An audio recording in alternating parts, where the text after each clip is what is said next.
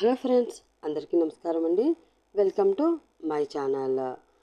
అందమైన ప్రేమ కథల్లో భాగంగా భూమి గగన్ ప్రేమ కథ మనం వింటున్నాం. ఇందులో ఈ పార్ట్ వినబోయే ముందుగా ప్రీవియస్ పార్ట్స్ ఎవరైనా మిస్ చేసి ఉంటే ముందు అవి వినండి ఫ్రెండ్స్.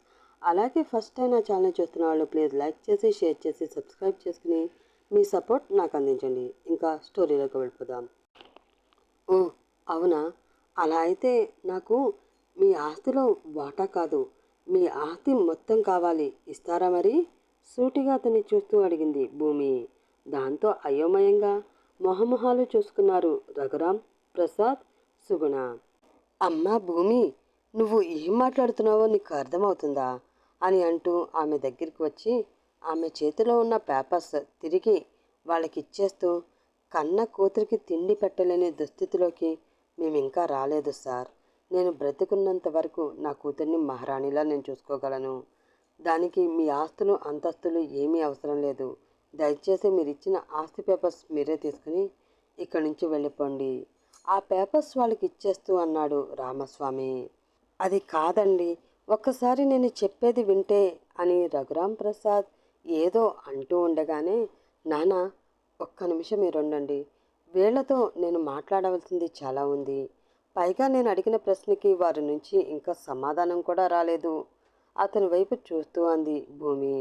ఇంకా ఇంకా ఆలోచనలోనే ఉన్న రఘురాం ప్రసాద్ ఆమెకి ఏమీ సమాధానం చెప్పలేదు. అమ్మా భూమి, నువ్వు అసలు ఏమడుగుతున్నావో నీకు అర్థమవుతుందా అంటూ కంగారుగా ఆమె దగ్గరికి వచ్చింది భాగ్యం. అర్థమవుతుందమ్మా, చాలా బాగా అర్థమవుతుంది. నేను కోల్పోయిన నా జీవితాన్ని అడుగుతున్నాను. వీళ్ళ ఇంటి వాసుడు నాశనం చేసిన నా భవిష్యత్తుని తిరిగి ఇమ్మని అడుగుతున్నాను. 10 మందిలో పోయిన నా పరువు మర్యాదని నాకు ఇమ్మని అడుగుతున్నాను, ఆవేశంగా అంది భూమి. ఆ మాటలకి భాగ్యం కళ్ళల్లోంచి నీళ్లు వస్తే, ఇచ్చేస్తానమ్మా, తీసేసుకో చెప్పాడు రఘురాం ప్రసాద్. ఆ మాటతో షాకింగ్గా అతని వైపు చూశారు అందరూ. మా వల్ల పోయినవి అన్నీ నీకు ఈ ఆస్తితో తిరిగి వస్తాయి అనుకుంటే ఆస్తి మొత్తం నీ పేరు మీద రాయడానికి నాకు ఎలాంటి అభ్యంతరము లేదు చెప్పాడు రఘురాం ప్రసాద్. రాసి ఇస్తాను అని నోటి మాట మీద చెప్పడం కాదు సార్, రేపు మార్నింగ్ లోపల ఆస్తి నా పేరు మీద రాయించిన పేపర్స్ నా చేతిలో ఉండాలి చెప్పింది భూమి. భారంగా శ్వాస తీసుకుని వదిలి, అలాగే అమ్మా, రేపు ఉదయం సూర్యుడు ఉదయించేసరికి నీ చేతిలో ఆస్తి పేపర్స్ ఉంటాయి అని చెప్పి వారందరి దగ్గర సెలవు తీసుకుని అక్కడి నుంచి బయటికి నడిచాడు రఘురాం ప్రసాద్. అతని వెనకే వెళ్ళింది సుగుణ. వాళ్ళు వెళ్ళగానే, నీకు ఏమైనా పిచ్చి పట్టిందా? వాళ్ళ ఆస్తులు మనకెందుకే? ఇప్పటి వరకు జరిగింది చాలదా నీకు? ఇంకా మనం ఎన్ని నిందలు మోయాలి? ఇప్పటి వరకు జనం దృష్టిలో నువ్వే ఏదో తప్పు చేశావు, అందుకనే అతను అలా ప్రవర్తించాడు అన్న ఆలోచన ఉన్నా ఎవరూ మొహం మీద ఆ మాట మాట్లాడలేదు. ఇప్పుడు ఈ విషయం అందరికీ తెలిస్తే డైరెక్ట్గా వచ్చి ఆస్తి కోసమే ఇదంతా చేశావు అంటూ మొహం మీద ఉమ్మేస్తారే, అరిచింది భాగ్యం. ఆ మాటలు భరించలేక, ఇంకా ఆపుతావా భాగ్యం అంటూ గట్టిగా అరిచాడు రామస్వామి.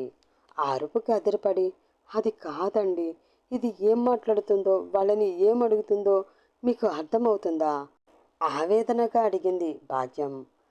అర్థం కావడం లేదు భాగ్యం, తను ఏం చేస్తుందో నాకేమీ అర్థం కావడం లేదు. కానీ నా కూతురు ఏం చేసినా ఆలోచించే చేస్తుంది అని మాత్రం నాకు తెలుసు. నా కూతురికి ఆత్మ అభిమానంతో ఎలా బ్రతకాలి అని నేను నేర్పించానే తప్ప పరుల ఆస్తి కోసం ఎలా ఆశపడాలి అని నేర్పించలేదు. అది కూడా కష్టపడి సంపాదించుకున్న రూపాయికి విలువని ఇస్తుంది తప్ప ఎదుటి వాళ్ళ నుంచి వచ్చే డబ్బు కోసం ప్రాకుళ్ళాడదు.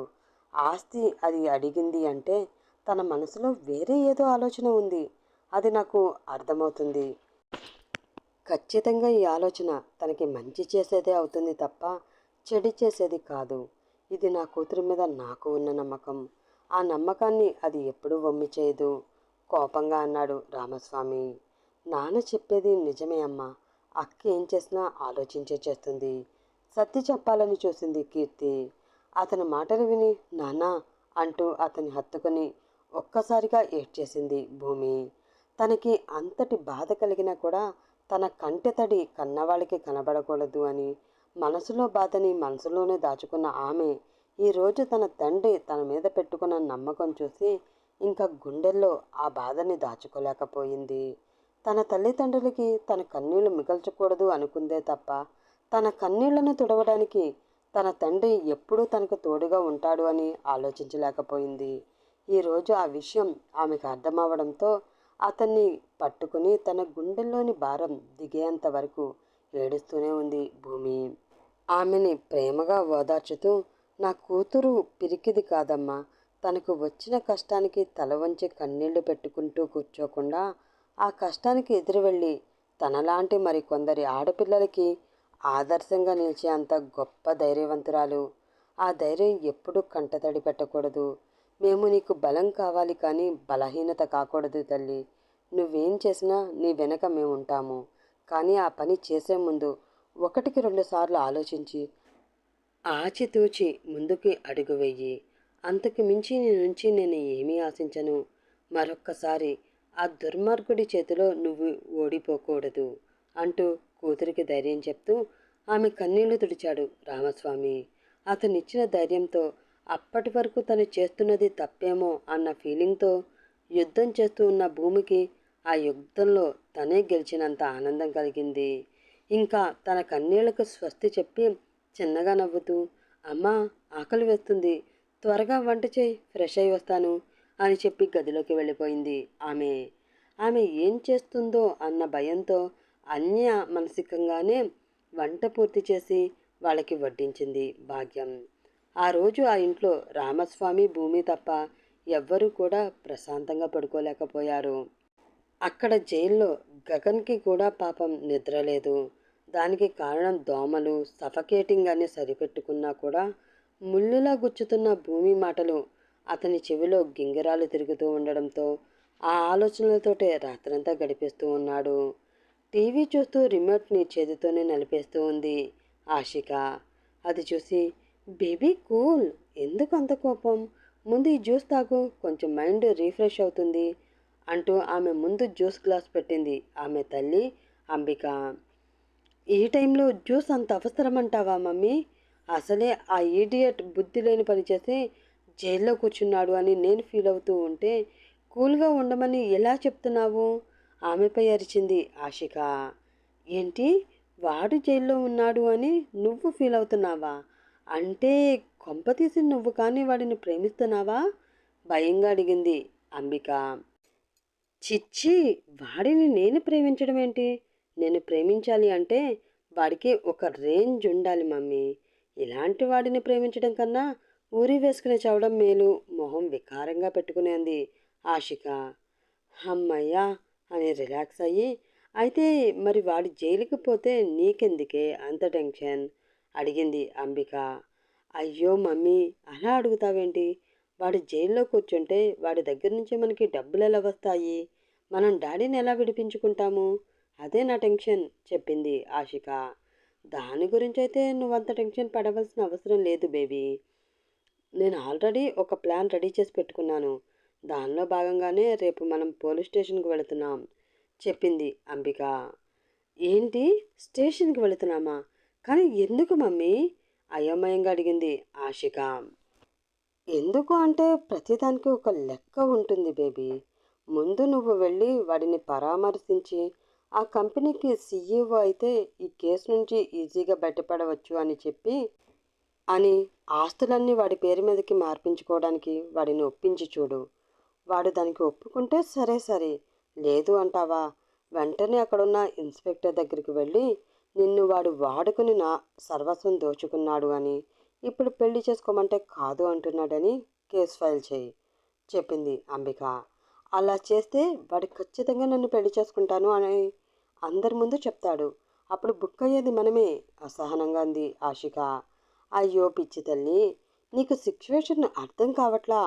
వాడు ఏ చిన్న చితక కేసులో బుక్ అయ్యి జైలుకి వెళ్ళలేదు. రేప్ కేసులో బుక్ అయ్యి వెళ్ళాడు. ప్రస్తుతం ఉన్న సెక్షన్ల ప్రకారం ఆ కేసు నుండి వాడు బయటపడడం అన్నది అసాధ్యం. పైగా ఈ సిచ్యువేషన్లో అందరూ ఆ అమ్మాయికే సపోర్ట్గా ఉంటారే తప్ప వాడికి సపోర్ట్గా ఎవ్వరూ ఉండరు. వాడు మోసం చేశాడు అంటే ఈజీగా నమ్మేస్తారు. వాళ్ళతో పాటు నువ్వు కూర్చున్నావంటే నీకు కూడా ఏదో ఒక న్యాయం చేయడానికే ప్రయత్నిస్తారు. ఆ చేసే న్యాయం మీ పెళ్ళే అయితే హ్యాపీగా ఒప్పేసుకో. కానీ అతని మీద నీకు నమ్మకం లేదు అని, ఆ నమ్మకం రావాలంటే అతని ఆస్తిలో సగం అయినా సరే నీ పేరు మీద రాయాలని కండిషన్ పెట్టు. ఆ ఆస్తి వచ్చాక విడాకులు తీసుకోవడం పెద్ద పనేమీ కాదు కదా అంది అంబిక. దాంతో హ్యాపీగా ఫీల్ అవుతూ, అంటే రేపొద్దున మన ప్రాబ్లంకి ఒక సొల్యూషన్ దొరుకుతుందన్నమాట అంది ఆశిక. ఆ మాటకి వంకరగా నవ్వుతూ, అమ్మయ్య, ఇప్పటికైనా నీకు అర్థమైందన్నమాట అంది అంబిక. నువ్వు ఇంత తెలివైన దానివని నేను అస్సలు అనుకోలేదు mummy. Love you so much అంటూ ఆ గ్లాస్ అందుకుంది ఆశిక. దాంతో గర్వంగా ఆమె వైపు చూసి నవ్వింది అంబిక. భూమి చెప్పినట్లే ఆమె పేరు మీదకి ఆస్తి రాసి పేపర్స్ అన్నీ రెడీ చేయించి సంతకాలు పూర్తి చేసి ఆ పేపర్స్ ఆమెకి ఇచ్చే క్షణం కోసం ఎదురు చూస్తూ ఉన్నాడు రఘురాం ప్రసాద్. అప్పుడే అతని దగ్గరికి మజ్జిగ గ్లాస్ పట్టుకుని వచ్చింది సుగుణ.